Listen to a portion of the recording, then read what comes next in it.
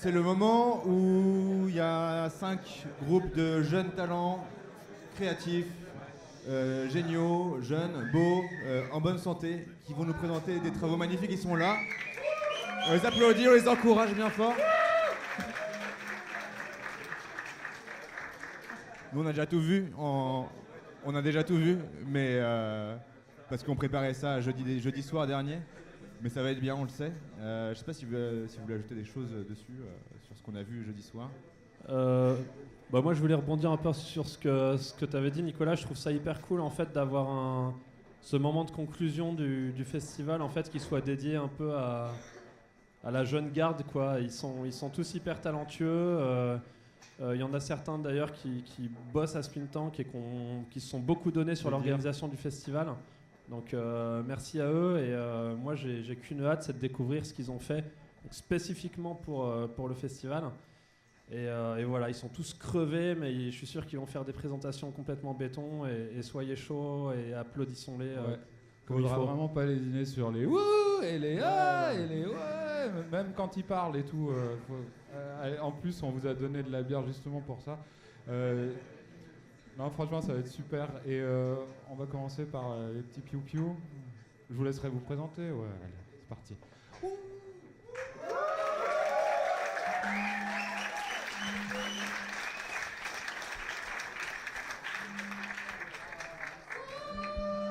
Ouais. Bonsoir, ça marche? Ouais. Dans ton téléphone, Fred. Ok. C'est bon? Très bien. Tout va bien. Vous m'entendez? Ok. Bonsoir à tous. Alors, moi c'est Fred, ici c'est Charlie. On est tous les deux étudiants à Gobelin et donc on a voulu présenter un petit truc parce que depuis un petit moment, une référence nous traîne dans la tête. C'est Kayola. C'est une pièce de code créatif qui s'appelle Pleasant Places. Et c'est en gros un mec qui a essayé de recréer les tableaux de Van Gogh grâce à un ordinateur. Et c'est fait sur des vidéos. Donc en fait, on est parti avec l'idée de faire de l'analyse de vidéos et dans l'objectif de faire de la peinture numérique. Et vous verrez au fur et à mesure de l'expérience qu'on a un peu dérivé. Oh, pardon. Vas-y, Charlie. Pas trop vite. Qu'est-ce qui s'est passé? Du coup, on a fait des premiers tests sur le déplacement de pixels. Et on a été très déçus de nos premiers résultats, qui étaient déjà très lents, et puis très loin de l'esthétique qu'on cherchait, donc l'esthétique de Kayola.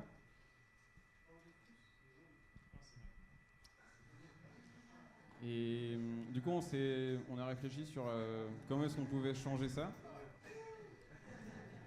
Et du coup, on a changé de méthode. On s'est dit qu'on allait prendre toutes les informations de l'image, les mettre sur un canvas, et du coup pouvoir jouer avec le canvas et du coup obtenir des résultats. Il s'est passé quelque chose. Yes. Donc en fait, ce qui s'est passé, c'est que d'abord on analysait l'image, on prenait tous ces pixels un à un, et on essayait de le reproduire sur un canvas, une couche qui était au-dessus. Sauf qu'en prenant chaque pixel, on arrivait bien à remettre les pixels à leur position, mais alors leur couleur, il est envoyé dans un format super bizarre.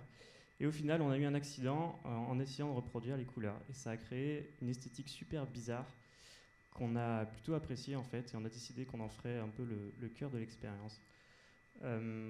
Au fur et à mesure des versions, on a essayé de pousser le truc, d'essayer de comprendre pourquoi ça faisait cet effet, qu'est-ce qui causait le plus les effets esthétiques sympas. On a essayé de voir quels paramètres étaient les plus cool, donc on a poussé le contraste, la luminosité. On a vu que les dégradés formaient beaucoup de traces dans le ciel qui faisaient des trucs vraiment très jolis. Et au fur et à mesure des versions, on a amélioré le proto. C'est ça. Et en voulant améliorer, à un moment, on s'est dit qu'on allait passer du proto à l'expérience. Et l'expérience s'est déjà quitté ce fond noir un peu angoissant. Et en faisant ça, on a agrandi l'image, on la scale en fonction du navigateur. Et on s'est rendu compte, là ça bouge pas, mais on s'est rendu compte que tout bougeait dans l'image. Les pixels, ils font que de crépiter. Ils se superposent les uns après les autres. Donc en fait, l'image, elle vivait, on ne le voyait pas, mais elle vivait. Et on s'est dit qu'on allait garder ce paramètre. On a continué en améliorant tout ce qu'on pouvait. On a créé une interface, on a permis d'avoir des petits boutons, des trucs comme ça. On a fait aussi une landing page, enfin une page d'accueil pour lancer l'expérience et on a rajouté une musique. Voilà. C'est l'heure de la méga démo.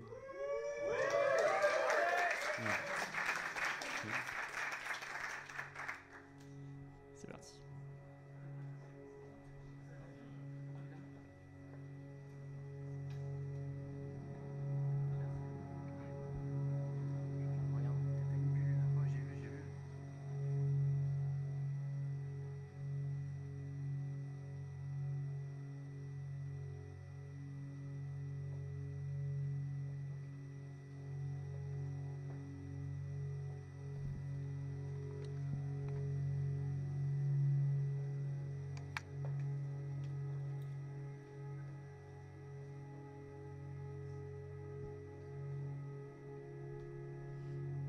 Alors, juste quelques mots. Ce qui se passe en fait, c'est que tous les 10 secondes, il va chercher une image sur Internet, sur le site Unsplash. Il va analyser son truc, il va créer des paramètres un peu aléatoires et il va reproduire l'image par-dessus avec des déformations de couleurs. On a un petit onglet bidouille qu'on voit pas beaucoup ici. Et on peut s'en servir pour... voilà. Donc là, par exemple, je vais arrêter le truc qui génère des images toutes les 10 secondes. Et juste en changeant ce paramètre, on va voir que la déformation des couleurs, ça change. Elle va être complètement différente. Le but, en fait, c'est de créer des peintures numériques qui soient... Enfin, faire en sorte que l'ordinateur soit un peintre à partir d'images qui sont réelles. Et ce qu'on peut voir aussi, c'est que l'image, elle continue de vivre après le... Ah bah, ça marche plus. Bon bah tant pis. On voit bien que les pixels, ils continuent à bouger, en fait. Et c'est sympa parce qu'on peut générer un petit gif à la fin et avoir un petit souvenir en cliquant en bas à gauche. Voilà. Le but, c'est du coup de créer une expérience contemplative et plutôt jolie, calme. Et voilà. Merci de nous avoir écoutés.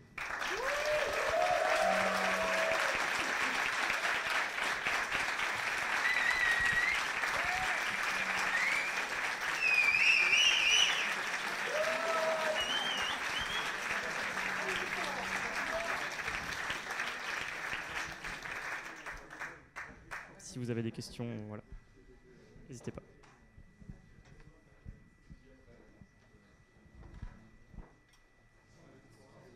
J'ai désactivé le son.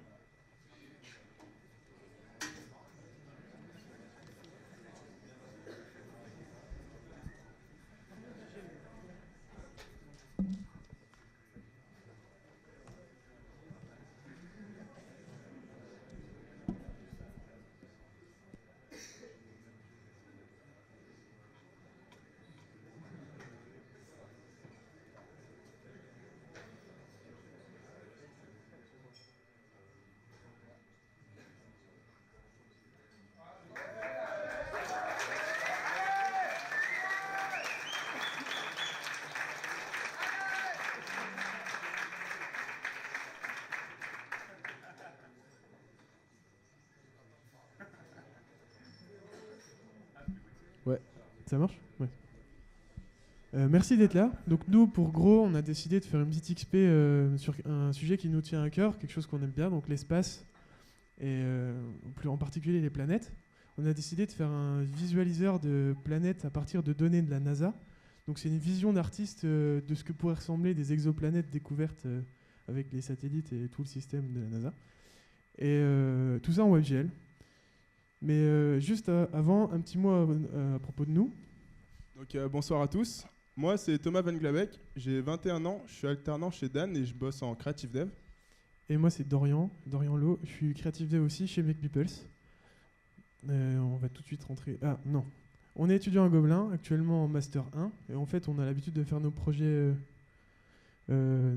ensemble, scolaires et extrascolaires. Donc, c'est pour ça qu'on est là tous les deux ce soir. Là, on va rentrer dans le vif du sujet.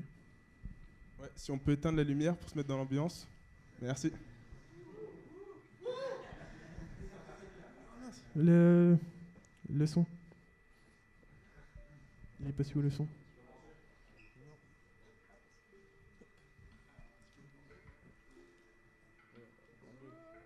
Le fail, hein.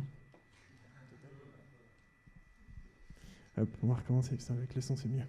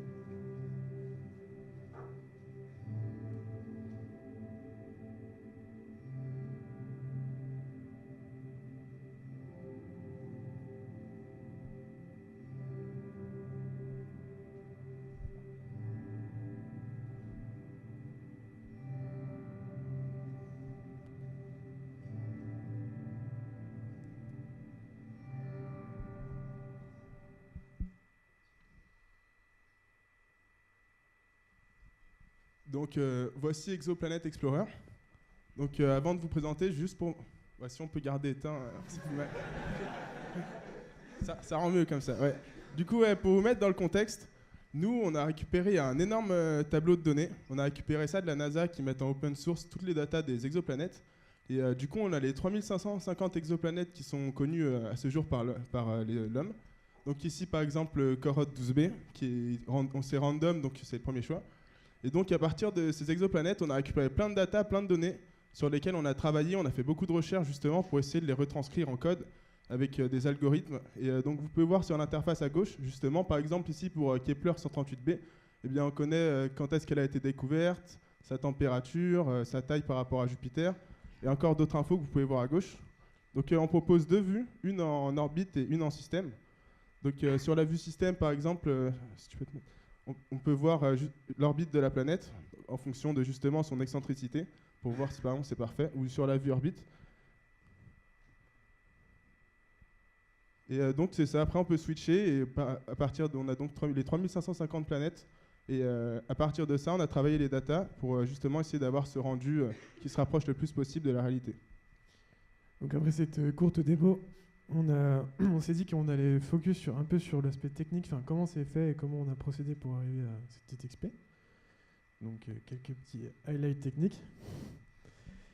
Du coup, je vais parler de, pour moi, la planète.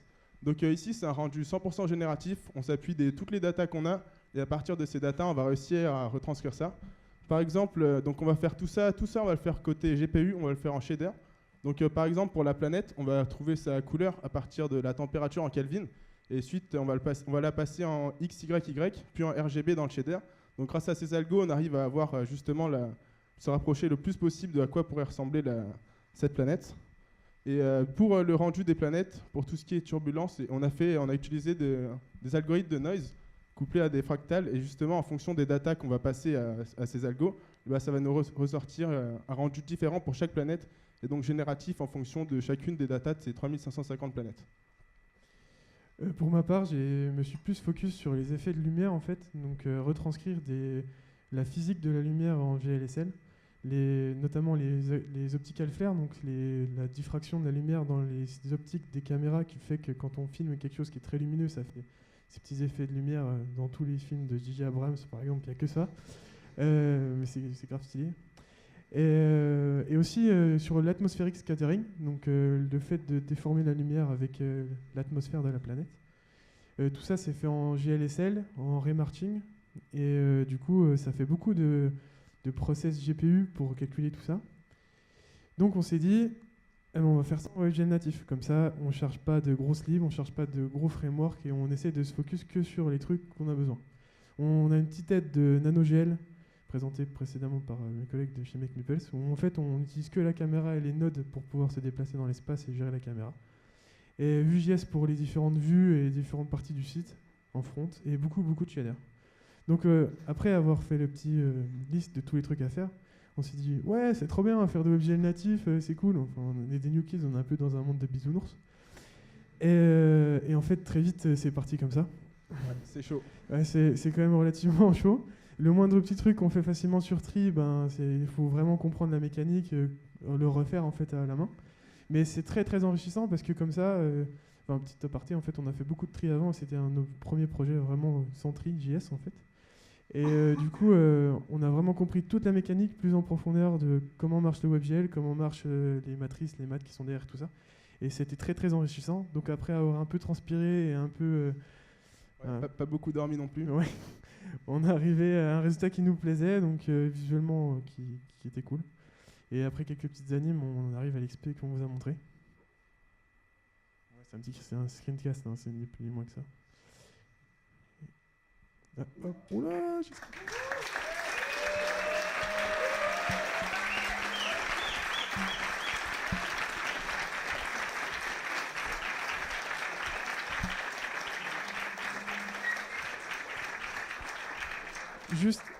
Juste, on va mettre en ligne l'XP genre as soon as possible. Donc si vous voulez, vous pourrez la regarder chez vous. Merci.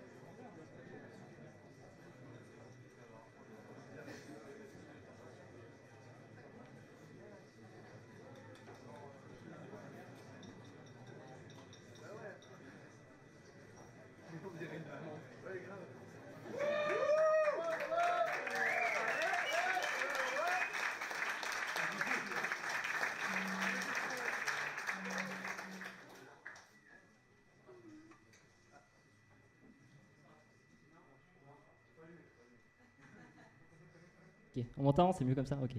Bonsoir à tous. Donc du coup, je vous présente Patrick et moi-même Fabien. On est tous les deux étudiants développeurs à Gobelin en Master 2. Patrick est en alternance à Merci Michel et moi à Make Meeples. Et on va vous présenter ce soir pour le gros une petite audiovisualisation qui s'appelle Inéa et qui a été faite en 3D. Donc c'est parti.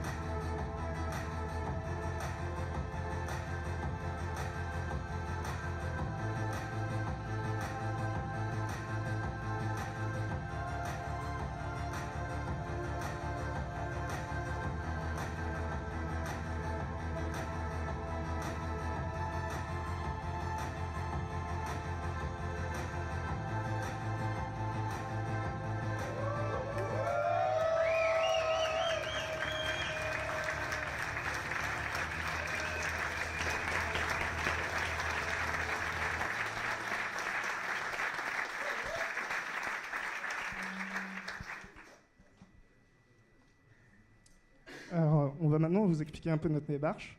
Donc, pour l'idée, d'abord, on a travaillé sur des mots-clés. On voulait une expérience en noir et blanc, basée sur des lignes et des formes géométriques, où tout s'articulerait autour d'une route qui se dessinerait. Et surtout, on voulait avoir du gros son. Et donc du coup, au niveau de cette route, on savait pas trop comment la mettre en forme. En fait, on est parti d'une typo, et on a vu que dans ces typos, il y avait des pleins et des vides, et en fait, on s'est servi de ces pleins pour les extruder et en faire des bâtiments.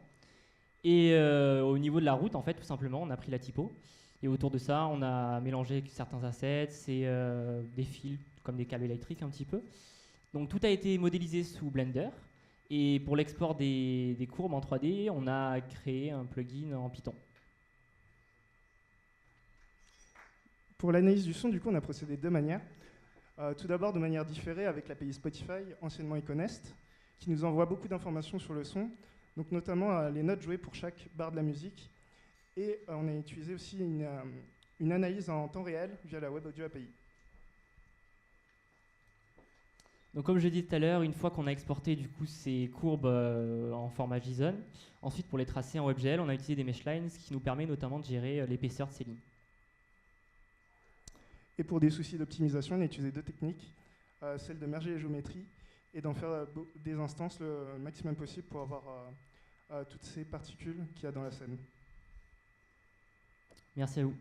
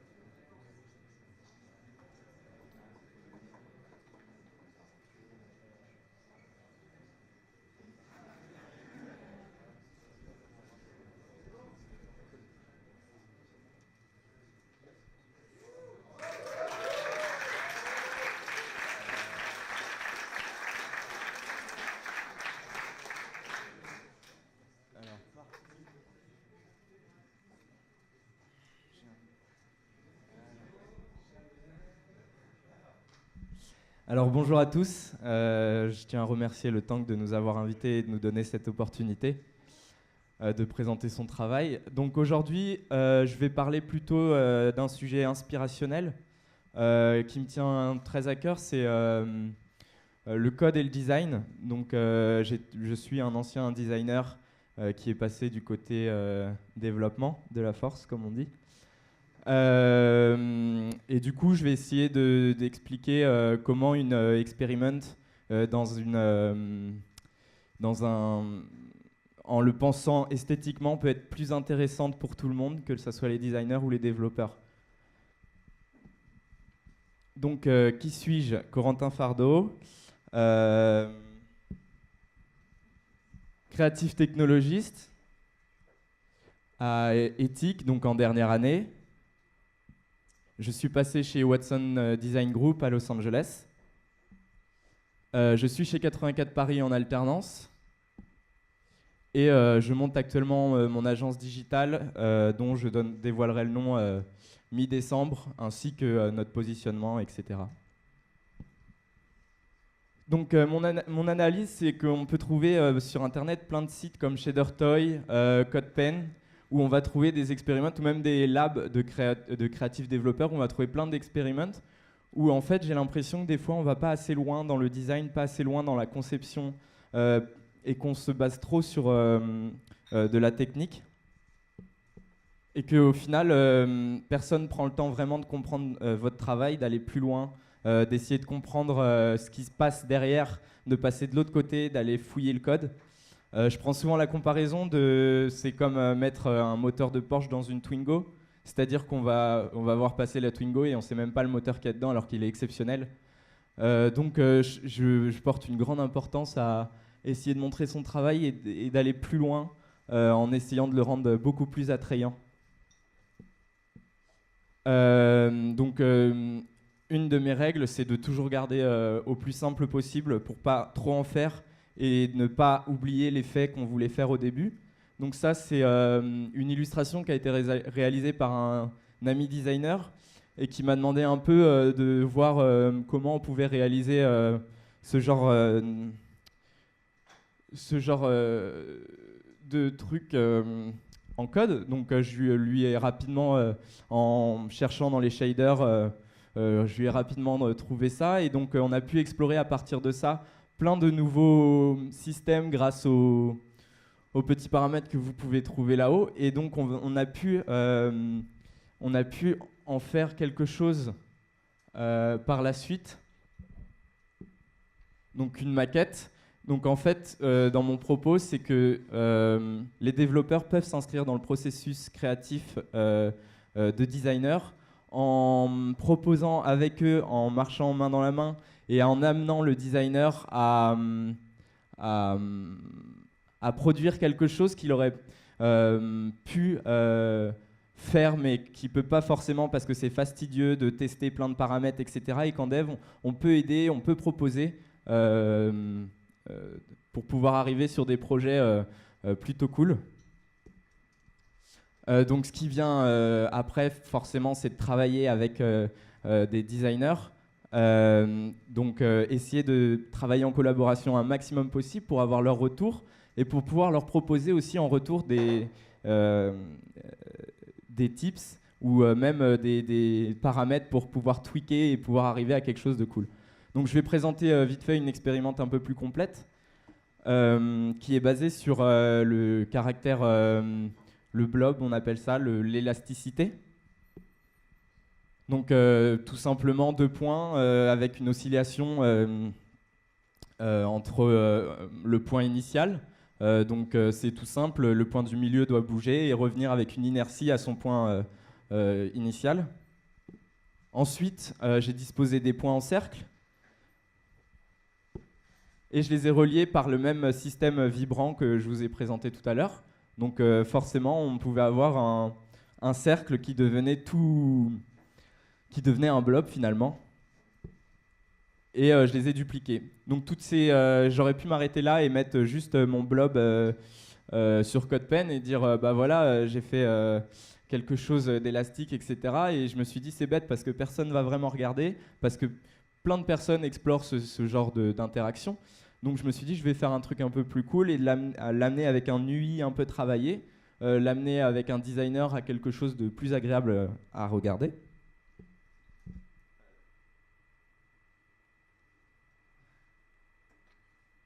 Voilà. Donc là, on retrouve mon cercle qui est totalement interactif. Et on va pouvoir rajouter. Donc c'est très simple, j'aime beaucoup la 2D. Donc on va pouvoir rajouter et pouvoir jouer avec. Donc ce qui est marrant avec ce genre d'interaction, c'est que ça plaît à tout le monde, que ce soit des designers, que ce soit ma mère, mon frère. Donc tout le monde peut s'amuser avec et je trouve que ça peut donner des inspirations pour des interfaces, des choses assez cool qu'on peut voir apparaître. Donc il y a plein de petits effets comme des shadows derrière les blobs un peu plus blancs qui donnent cet aspect un peu bleuté dans le fond.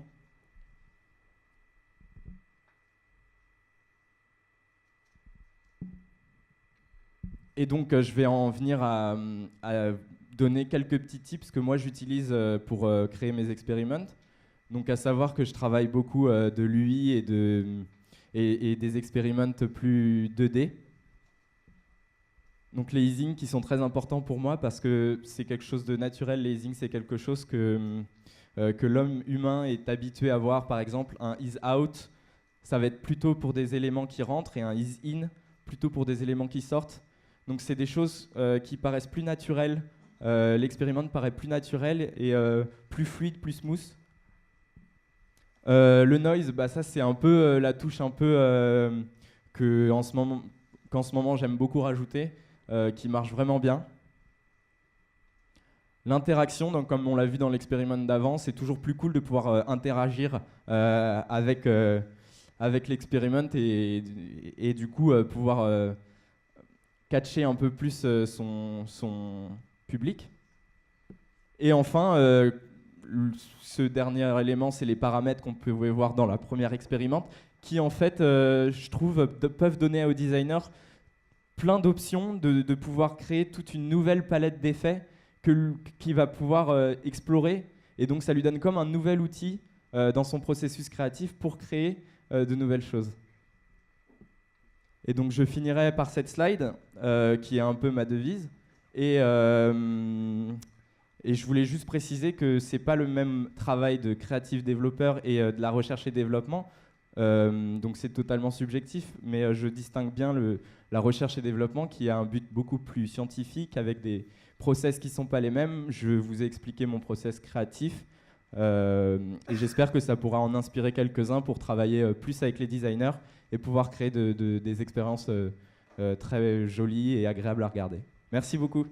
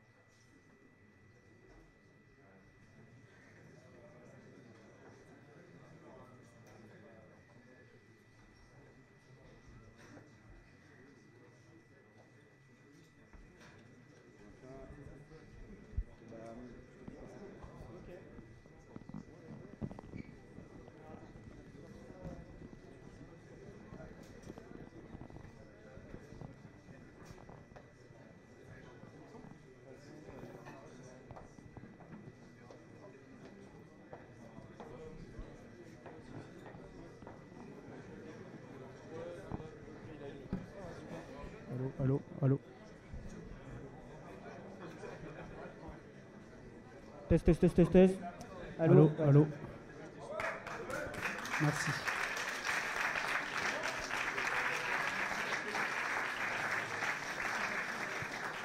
C'est bon, ouais. De quoi ?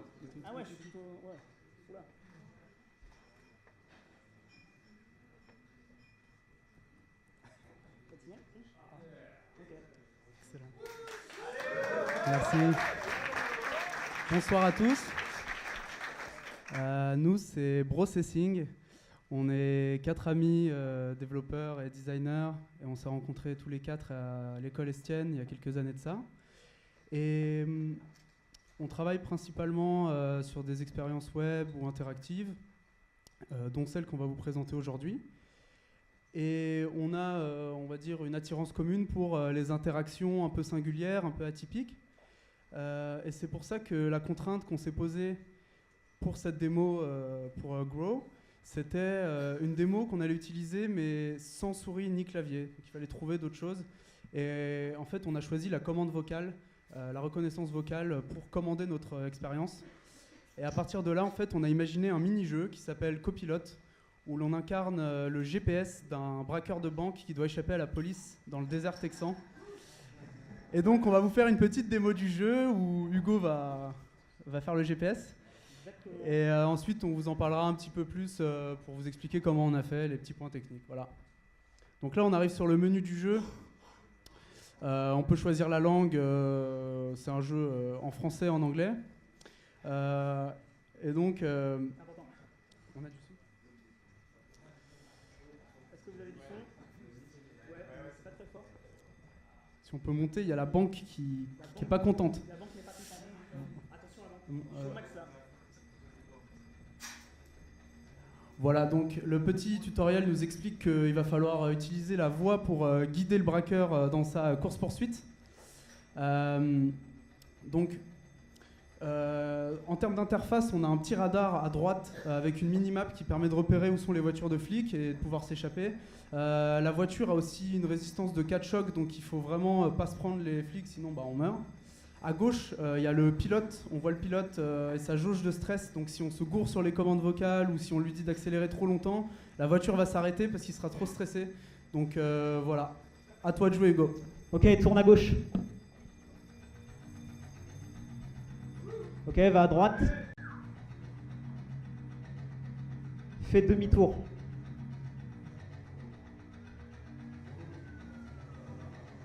Accélère. Ok, ralentis. Aïe. À gauche. Ah merde.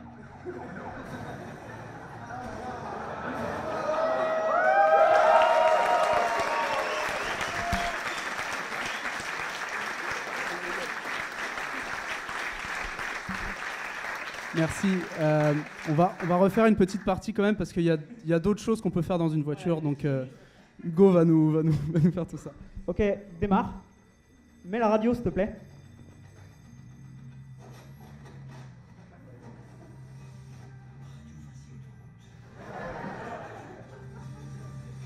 Ok, je prends le volant. Ouais, donc là c'est une technique pour tricher. Vous pouvez maintenant conduire avec le clavier en fait, directement. On peut un peu tricher en disant je prends le volant et conduire la voiture avec le clavier. Accélère.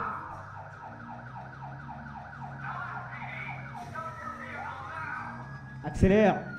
Oh là là. Bon là on a perdu. Merci. Hugo va vous expliquer 2-3 points un peu techniques. Je lui laisse la parole. Alors, bon, je ne vais pas revenir trop sur des trucs très très techniques, juste des petites particularités du projet. En fait, donc le monde est infini, mais on a fait en fait un système un peu bricolé où on a un système de chunk. Donc pour ceux qui ont joué à Minecraft, c'est un peu la même chose. Il y a des tiles, enfin un ensemble de tiles de 11 par 11 en fait qu'on dessine sur Photoshop en fait. Et donc le rouge, bah, c'est la route. Donc selon le type de rouge, c'est un type de route. Le vert, c'est les éléments naturels, genre les cailloux, les cactus. Et le bleu, c'est les bâtiments. Donc en fait, on a généré plein de chunks comme ça qui s'assemblent en fait au fur et à mesure, en prenant toujours le 0,0 pour avoir la banque en plein milieu. Puis voilà. Vu qu'on ne sait pas faire de physique 3D, on a fait de la physique 2D. En fait, c'était plus simple. Et ça nous permettait d'avoir un bon contrôle sur la voiture, de faire des drifts, des trucs un peu cool. Donc voilà.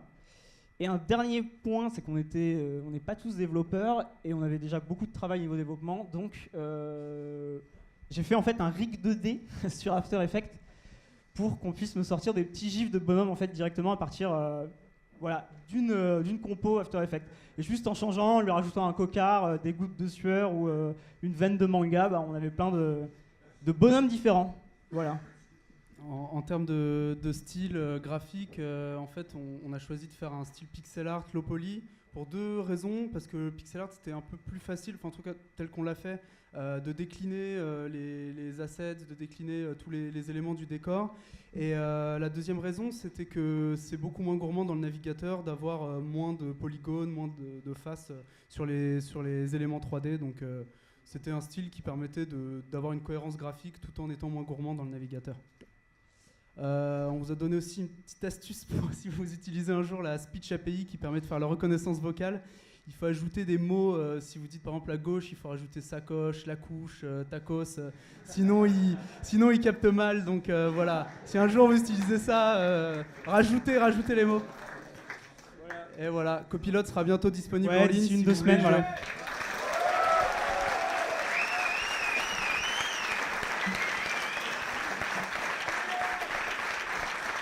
Merci.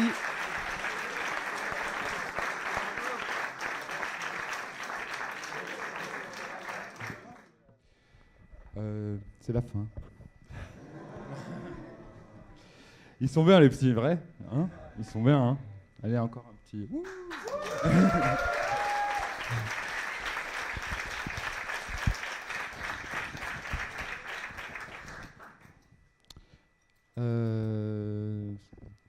On m'a parlé de gens qui n'avaient pas trouvé leur double maléfique. Ce que je comprends. C'est tout à fait normal. Je sais pas du tout. Bah, c'est la vie. Voilà. Non, je sais pas. On voulait faire une espèce de ligne téléphonique où vous pouvez appeler pour essayer de retrouver quelqu'un. Peut-être donner le micro. Non, c'est ça qu'on avait dit? Non? Oui, on avait dit ça. Vous aviez dit ça. On s'était dit ça. Que vous pouvez venir au micro et dire Charlotte. Et ça peut marcher. Donc je pense qu'on va laisser les micros ouverts pour ça. Non, on va pas faire ça. Ah, au revoir aux gens sur YouTube. Et tout le monde, on dit au revoir aux gens sur YouTube. Au revoir. Salut.